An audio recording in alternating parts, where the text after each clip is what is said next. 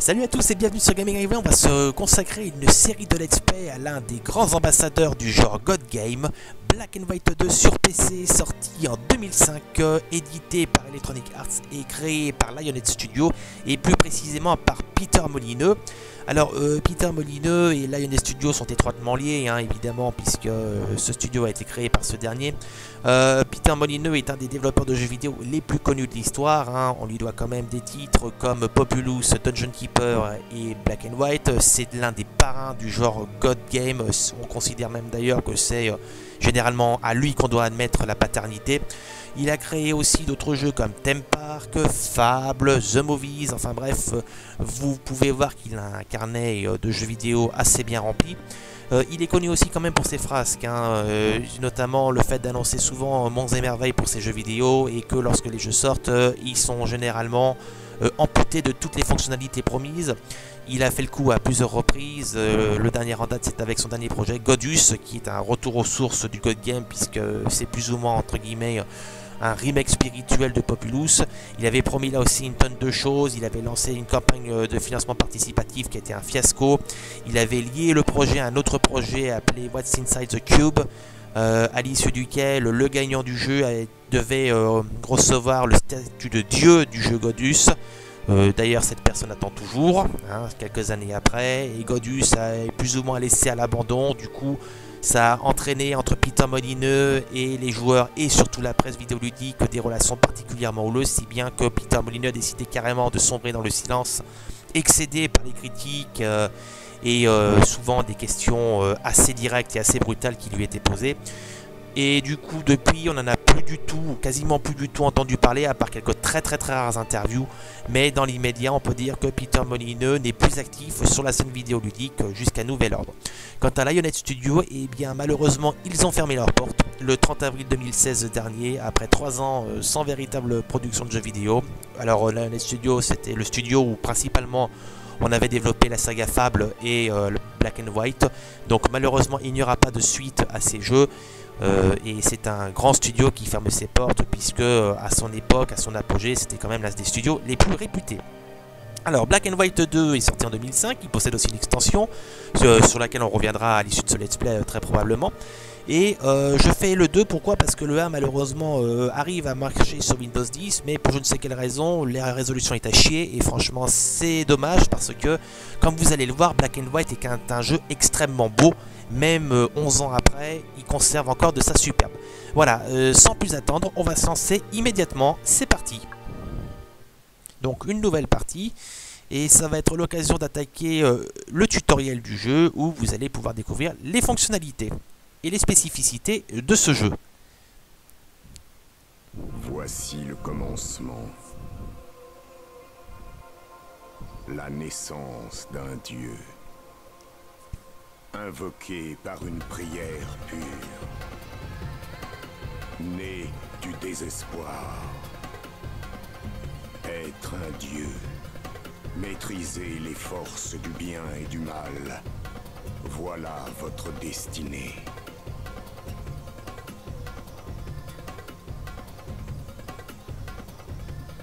Nous avons besoin d'un dieu. Entendez notre prière. Aidez-nous. Aidez-nous, je vous en prie.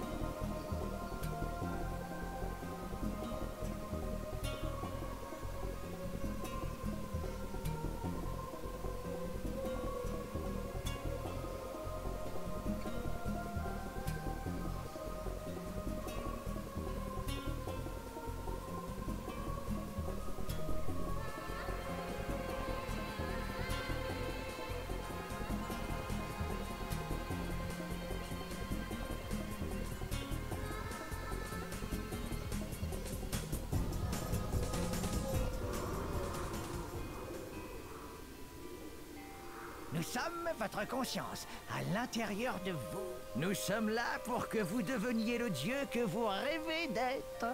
Nous vous guiderons donc au fil des très nombreuses épreuves que vous devrez affronter. Il faudra d'abord commencer par les bases. On vous filera un coup de main, mais avant tout, il vous faut une créature. Voyons ce qu'on a en stock. Voilà, donc déjà comme vous pouvez le constater, le jeu est resté encore aujourd'hui très très beau. Et croyez-moi, il y a encore de très belles choses à voir. Superbe, n'est-ce pas? Il y en a 4 différentes. Celle que vous choisirez vous accompagnera durant tout votre séjour en ce monde. Donc, réfléchissez bien et choisissez avec sagesse. Parlons un peu de ces fabuleuses bestioles. Toutes les créatures peuvent être dressées pour devenir d'adorables compagnons. Ou une terrifiante unité de guerre semant la destruction sur son chemin. Chacune des créatures peut devenir bonne ou méchante. C'est ce qui fait la magie de la créature d'un dieu. Elle évolue selon vos désirs. Toutes les créatures deviendront grandes et puissantes. Elles peuvent être mignonnes, curieuses et rigolotes. Ou se transformer en impitoyables machines de guerre. Toutes les créatures peuvent devenir bonnes ou mauvaises, selon votre enseignement.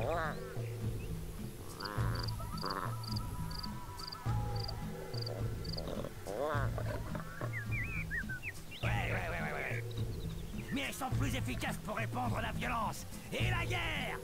Les créatures peuvent vivre pour la guerre, la domination, la destruction. Oh non, quel gâchis! Quel que soit votre choix, votre créature se transformera en fonction de ce qu'elle fera et apprendra. Elles auront leur petite vie, mais il faudra être un parent responsable et éviter de trop les nourrir. Bon, il est temps de choisir.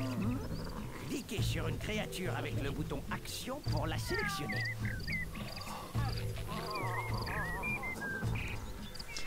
Alors les créatures, donc Black and White 2, outre son aspect stratégique, vous demande de gérer des créatures. Alors, au début on vous dit que vous en avez 4, mais en fait comme vous avez pu le constater, on en a une 5e, c'est le tigre qui est en fait exclusif à l'édition collector du jeu, mais avec un petit logiciel et un petit peu de bidouillage, on arrive à la débloquer. Alors, la particularité des créatures, le singe est plutôt habile pour construire les bâtiments, et généralement aussi amuser les villageois. Le lion est une créature qu'on considère comme étant assez équilibrée, puisqu'il est capable aussi bien de distraire les villageois que de mener des assauts, que de détruire des ennemis. Le loup est un bon combattant, c'est généralement plutôt un combattant, unique même, donc si on veut une orientation plus guerrière, on prend le loup. La vache, c'est une créature qui apparemment est assez balèze pour les sièges, mais aussi qui est très utile pour amuser les villageois. Quant au tigre, c'est plutôt un simple reskin du loup, du lion, pardon. Alors, il faut savoir quand même que dans l'immédiat, c'est des détails qui peuvent pas forcément avoir une grande influence, hein. Vous pouvez tout simplement jouer avec la créature que vous voulez. Alors moi très personnellement je vais prendre le loup parce qu'il me plaît bien. Et voilà. C'est parti.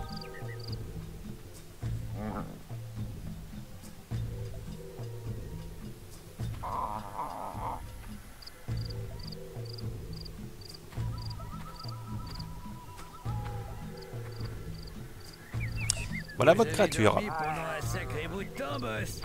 Bon, un petit rappel sur la façon de se déplacer dans le monde. Cliquez sur ce parchemin avec le bouton Action pour apprendre à vous déplacer et à regarder autour de vous. Cliquez sur ce parchemin pour interrompre les explications. Dans ce cas, vous n'aurez pas les points d'offrande. Alors les parchemins, en fait il en existe 3 sortes, on reviendra dessus un peu plus tard. Les points d'offrande, ça représente la monnaie du jeu qui vous servira à débloquer des bâtiments et parfois même des miracles. Là aussi on reviendra dessus plus tard. Dans l'immédiat, sachez une chose, un parchemin bronze représente un élément du didacticiel. Un parchemin argenté représente une quête secondaire. Donc là, nous sommes dans une map didacticielle. Donc le parchemin orange, comme on vient de vous le dire, représente en fait la possibilité d'interrompre les explications. Juste un mot sur les conseillers. Donc vous avez vu qu'on a un petit angelot et un diablotin. Alors ils vont représenter en fait le bien et le mal. Ce sont vos conseillers et en fonction des situations en jeu, ils vous conseilleront l'une ou l'autre solution. Évidemment, le petit angelot vous conseillera des actions généreuses et altruistes, tandis que le petit diable vous recommandera au contraire des actions violentes et maléfiques. Donc vous verrez que la partie morale du jeu est omniprésente et influencera en profondeur le gameplay et même le design du jeu. Dans l'immédiat, on va commencer ce didacticiel. La main est votre outil pour manipuler le monde. Le bouton déplacement vous permet de changer la vue. Comme ceci. Pour aller vers la gauche, gardez le bouton déplacement enfoncé, puis déplacez la souris vers la droite. Donc la main est votre avatar tout simplement, c'est l'équivalent d'un curseur. Et vous verrez qu'effectivement il existe plusieurs façons de se déplacer. Merveilleux! Continuez! Beau travail! Maintenant, il faut aller à droite. Pour aller vers la droite, gardez le bouton déplacement enfoncé, puis déplacez la souris vers la gauche. Là, tout simplement l'inverse. Merveilleux! Suivez les flèches.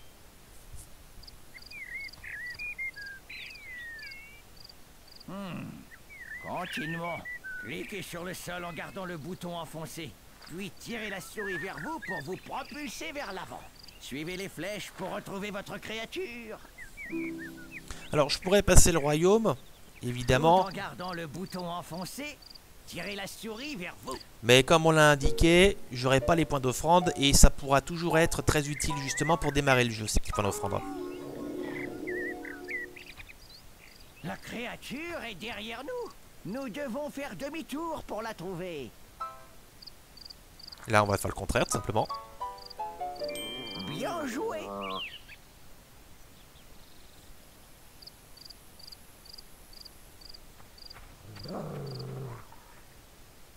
Bien. Voyons comment regarder autour de vous. Gardez le bouton du milieu enfoncé, puis bougez la souris vers le côté pour faire pivoter la vue. Allez, bouton du milieu enfoncé Maintenant, et on tout en tourne. gardant le bouton du milieu enfoncé, déplacez la souris vers la gauche.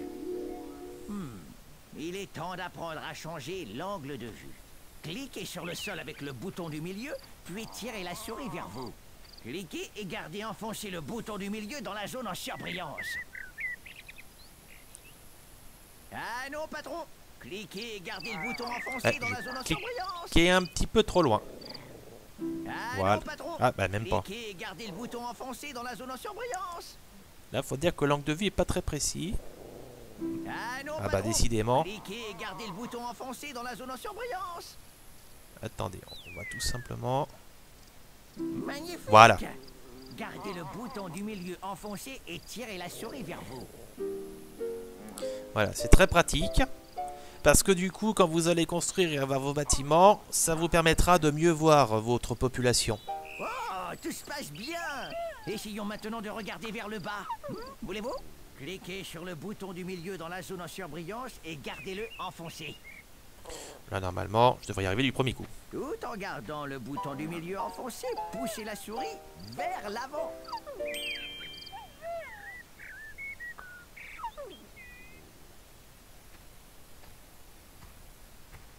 Une dernière chose, patron. Vous devez apprendre à zoomer. Bon, essayez un zoom arrière sur la créature. Poussez la roulette vers l'arrière pour un zoom arrière. Alors là, c'est une des fonctionnalités graphiques les plus impressionnantes de Black and White parce qu'il y a un niveau de zoom absolument phénoménal. Je sais pas si je peux arriver à dézoomer au maximum, mais je vais vous montrer. Ah, merveilleux. Essayez maintenant un zoom avant sur la créature.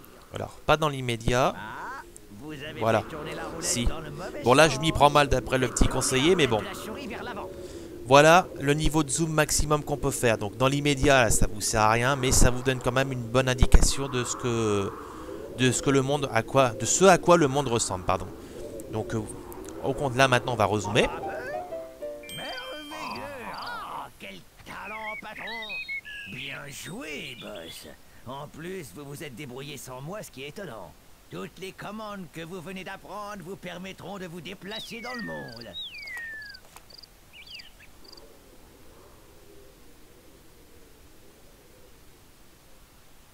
C'est un parchemin d'or.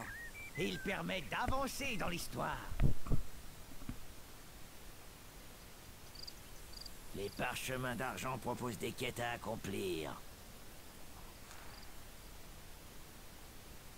Les parchemins de bronze contiennent des explications qui peuvent être fort utiles. Double-cliquez avec le bouton déplacement sur le sol à proximité pour zoomer dessus. Voilà, donc on vous a réexpliqué un coup l'utilisation des parchemins. Donc vite fait, parchemin de bronze, on avait dit que c'était didacticiel. Parchemin d'argent, ce sont entre guillemets des quêtes secondaires. Et les parchemins d'or, tels que celui qu'on vous a montré au début, ce sont des parchemins de quêtes principales. En gros, si vous voulez avancer dans l'histoire du royaume, vous devez utiliser les parchemins d'or. Donc je reviens sur le niveau de zoom, donc vous voyez, hop, zoom minimum, enfin zoom maximum, vraiment voilà, hop. On est carrément, on voit carrément la forme de la terre qui se dégage. Et là, regardez, je peux carrément zoomer jusqu'à ras du sol. Voilà, c'est le petit détail qui fait vraiment tout, quoi. C'est assez impressionnant. Et ce, vraiment sans temps de chargement. Il faut savoir qu'à l'époque de sa sortie, Black and White 2 était considéré comme un étalon graphique. Hein. Et comme vous pouvez le constater encore aujourd'hui, il est très très beau à voir. Tenez, regardez les effets de l'eau. Voilà, on peut s'amuser à faire des ondulations. Enfin, voilà pour la partie technique de Black and White. Tout ça pour vous dire que très honnêtement, c'est un régal pour les yeux, même plus de 11 ans après. Alors, on va prendre le parchemin de bronze. Qui traîne par là, boss. Alors, il y a aussi des petites pancartes, comme celle-ci. Dans l'immédiat, là, je pense pas qu'on peut les utiliser. Simplement, ces petites pancartes sont des...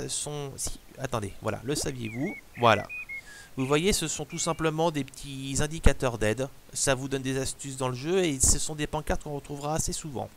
Donc voilà, on va maintenant s'attaquer au parchemin de bronze. Lacez votre main sur le rocher, puis gardez le bouton action enfoncé pour le ramasser. Une fois que vous le tenez, relâchez le bouton. Bien. Enlevons tous ces rochers du cercle. Alors il n'y a pas de limite à la force de la main, hein. À partir du moment... Vous avez ramassé ce rocher comme un expert. Déplacez-le en dehors du cercle, puis cliquez à nouveau sur le bouton action pour le déposer sur le sol. Voilà, à partir du moment où vous pouvez soulever un objet, vous pouvez le soulever quel que soit son point. Hein. Donc vous voyez, petit rocher. Boss, vous avez pigé. Oh, bien joué. Moyen rocher et Voilà, gros rocher. ça. Voilà, sans problème. Hey, vous êtes doué. Et 1000 points d'offrande d'offert. Regardez, vous avez reçu 1000 points d'offrande. Et vous les méritez bien.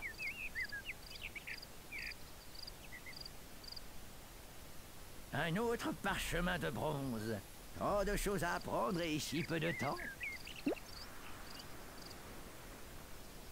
Les défis, voilà, bah c'est ça. Les parchemins d'argent. Et là, ce troisième. Voilà. Vous voyez, si on place la main sur un objet, on peut avoir des informations dessus là. Donc dans l'immédiat, c'est pas le cas. Voilà. Ce le saviez-vous, défi. On a une information sur le panneau. Et voilà, entraînement villageois. Voilà. Donc sur certains bâtiments, ce sera très utile. Vous verrez ces petites bulles d'information. Là, dans l'immédiat, c'est pas très utile, mais dans le niveau suivant, ça le sera. Donc entraînement villageois. Les villageois sont très polyvalents. Ils sont capables de faire des tas de choses. Il vous suffit de ramasser un villageois et de le poser à côté de quelque chose. Il prendra cela pour une inspiration divine et deviendra un disciple. Voyons un peu ça. Ramassez ce type en bas et déposez-le dans la zone en surbrillance. Alors là, on attaque l'aspect jeu de stratégie du jeu. C'est-à-dire que vous allez pouvoir effectivement donner des rôles à vos villageois en fonction de ce dont vous avez besoin. Vous pourrez faire des fermiers, des forestiers, des bâtisseurs, des reproducteurs et d'autres encore fonctions sur lesquelles nous reviendrons plus tard. Donc on va commencer déjà. Déposez-le dans la zone en surbrillance. Donc on a 4 zones en surbrillance, une pour qu'ils deviennent bâtisseurs, une pour qu'ils deviennent fermiers, une pour qu'ils deviennent forestiers et une pour qu'ils deviennent reproducteurs. Donc on va commencer avec le fermier. Disciple fermier. Cette personne travaille tranquillement à la ferme. Voilà. Alors, chose à savoir, les villageois, par défaut, feront des tâches. Ils choisiront une tâche qu'ils exécuteront. En fait, faire des disciples, ça vous permet de spécialiser des villageois dans une tâche précise. Voilà. Si vous n'avez pas envie, par exemple, qu'un villageois aille couper du bois, mais que vous préférez qu'il travaille à la ferme, vous en faites un disciple fermier. Donc là, on va faire un forestier. Disciple forestier. Et celui-là, il coupe du bois. Donc voilà. Mais par défaut, tous les villageois peuvent faire tous les travaux et ils feront toujours un travail, même s'ils ne sont pas disciples. C'est que simplement, c'est eux qui choisiront quel rôle occuper. Là, on va faire un bâtisseur. Disciple bâtisseur. Et voilà, on a un bâtisseur. Alors le fermier, comme vous avez bien compris, récolte le grain à la ferme. Le forestier va couper les arbres pour faire du bois. On voit les petites planches là. Toc. Et le bâtisseur, eh ben, il va tout simplement construire des bâtiments. Là maintenant on va passer au reproducteur. Disciple reproducteur. Non, patron, ne regardez pas. Les reproducteurs font ce qu'ils ont à faire.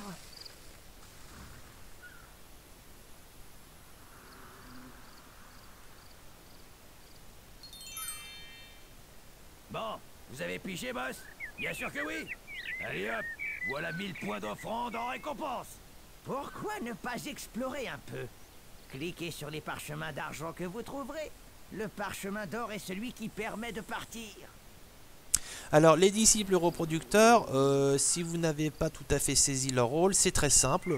Ils vont augmenter la population, c'est-à-dire ils vont faire des bébés. Voilà. Donc le titre en lui-même suggère déjà bien leur rôle, mais au moins ça vous permet de bien voir. Ah, là vous voyez, il y a eu mal et bien qui sont apparus. Alors ça, on y reviendra un peu plus tard. C'est que vos actions dans le monde de Eden ont un impact sur votre alignement moral.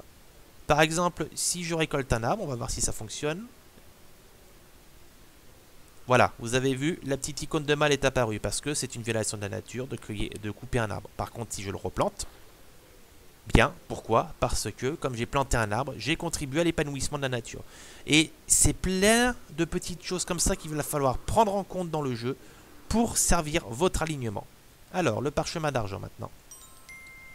S'il y a un dieu là-haut et qu'il m'entend, pourrait-il venir à mon secours? J'ai terriblement besoin d'aide. Ma vie est un désastre. Un rocher est venu rouler dans mon joli jardin.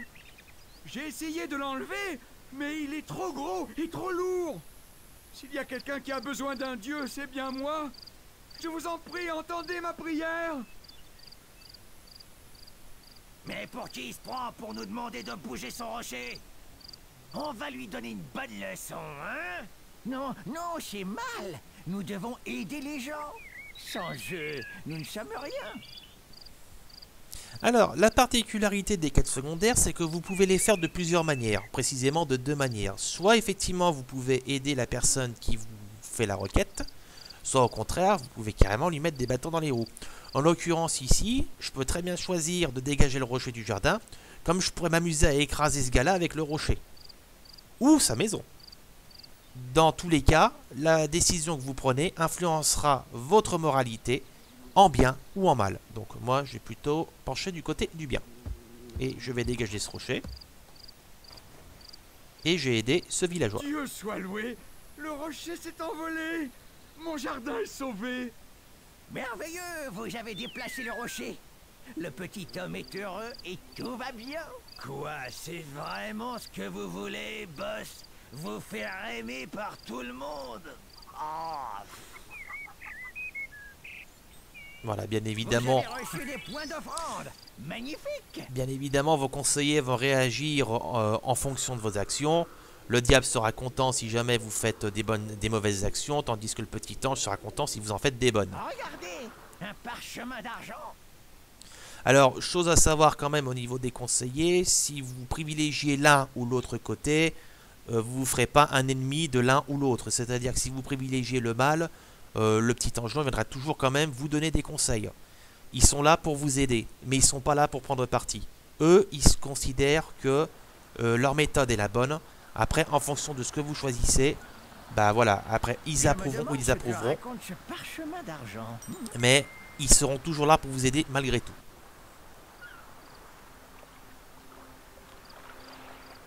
Regardez ces paisibles villageois. Oh, qu'ils sont mignons.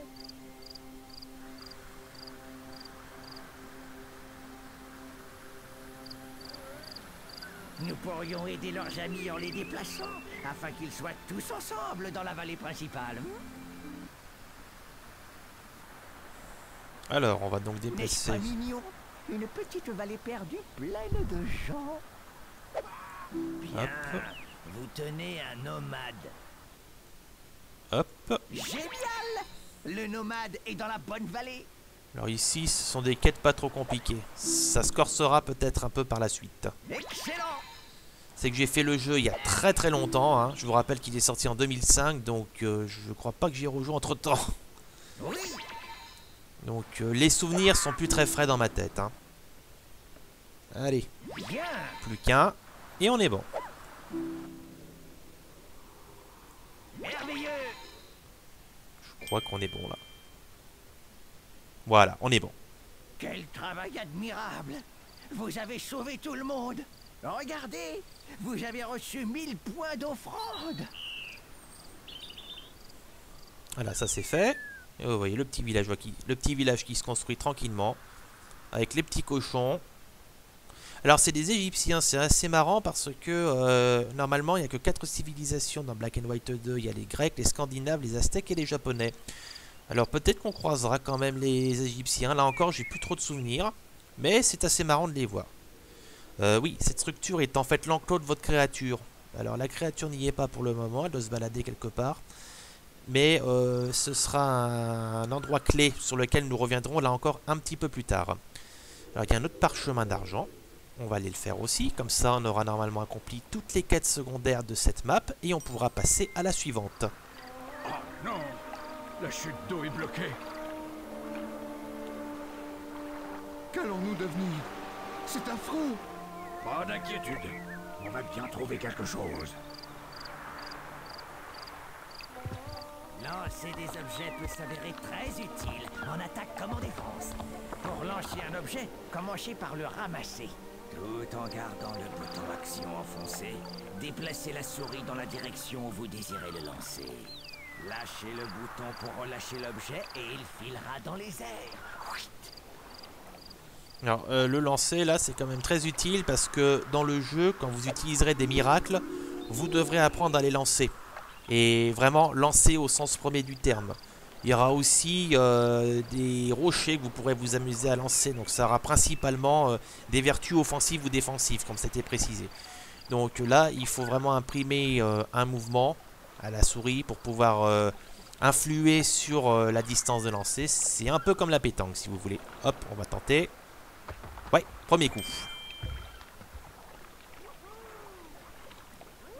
Bien joué, patron.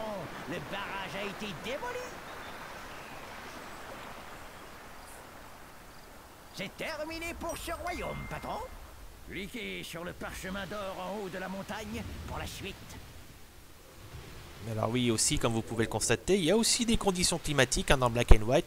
Et il y a même un cycle jour-nuit hein, qui sera pris en compte. Hein. Vous aurez évidemment le jour, la nuit, le crépuscule. Et vos villageois, bien évidemment, feront leurs activités en fonction de ce temps. Donc vous voyez vraiment, tout a été pensé pour donner au monde de Black and White un côté véritablement paradisiaque. Hein. Vous voyez, c'est quand même très très très très beau. Et là, il y a même carrément des microclimats parce que vous voyez, les nuages sont à un certain endroit. Si je vais sur d'autres parties de l'île, par exemple, vous voyez, si je vais ici, il pleut pas. Alors que là, il pleut. Voilà pour les petits détails. On va pouvoir maintenant passer au royaume suivant. Donc, on va aller cliquer sur le parchemin d'or qui se trouve ici. Désirez-vous vraiment quitter ce royaume? Cliquez à nouveau pour confirmer. Et voilà le travail. Et on va passer donc au royaume suivant. Mais d'abord, on va avoir, je crois, une petite cinématique. Et je pense qu'on arrêtera là pour l'introduction du jeu.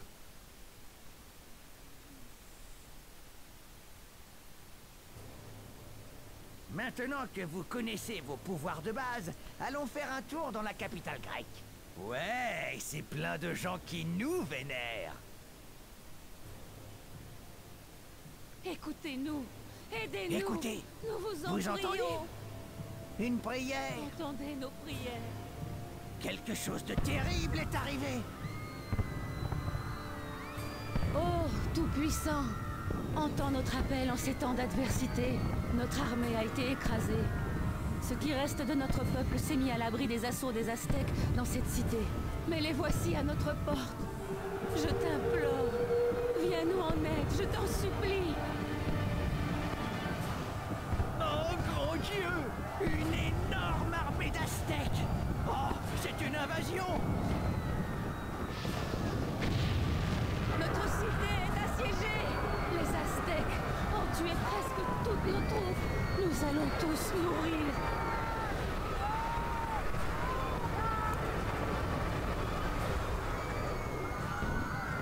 Dès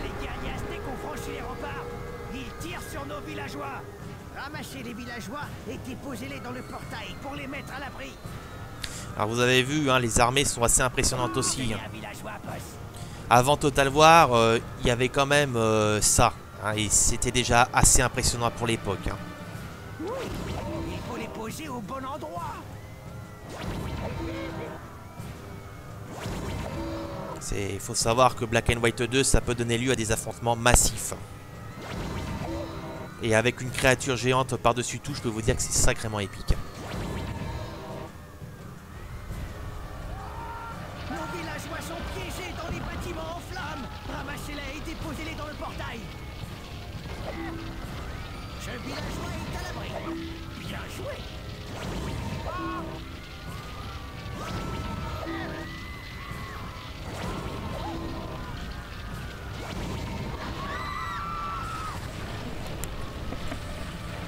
Qu'est-ce qui se passe?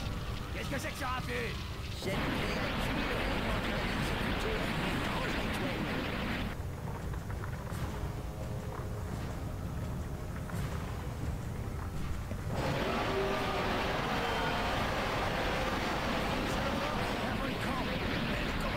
Je n'en sais rien, mais il vaudrait mieux sauver autant de villageois que possible et filer d'ici.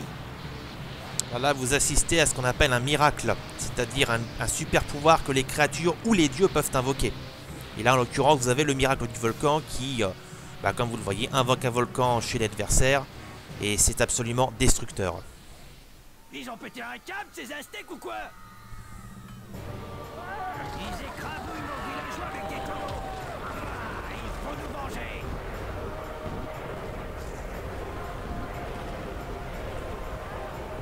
Regardez, il y a d'autres tonneaux sur la pente. Virez la clôture.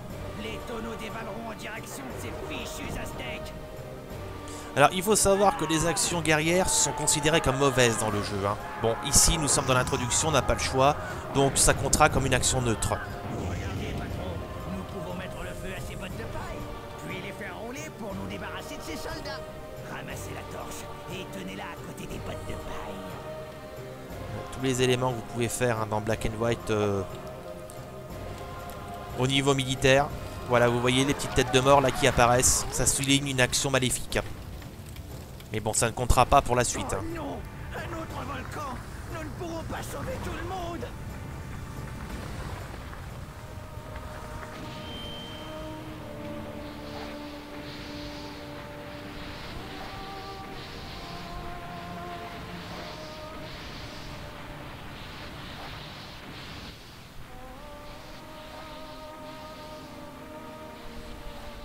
Il n'y a plus grand-chose à faire ici, patron. Nous avons suffisamment d'adorateurs et nous avons échappé aux Aztèques. Maintenant, il faut devenir plus puissant pour nous venger de ces maudits Aztèques. Commençons déjà par conquérir les Scandinaves. Ou bien libérons-les pour qu'ils nous rejoignent. Chaque chose en son temps. Direction le royaume scandinave. Donc ça, c'était pour la petite introduction au côté très militaire de Black and White 2. L'ennemi ici, en l'occurrence, c'est les Aztèques. Et vous allez devoir vous friter aussi avec d'autres civilisations. Donc là, on va avoir les Scandinaves. Et un peu plus tard, on aura aussi les Japonais.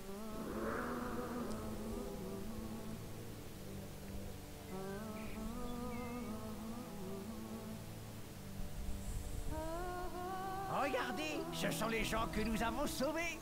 Ils sortent du portail. Merveilleux! Ouais, ceux-là ont survécu. Mais songez à tous ceux qui y sont restés. Bref, on est où là? On dirait un ancien village grec. Nous pourrions sans doute nous réinstaller ici, non? Ah, cet endroit m'a l'air paisible.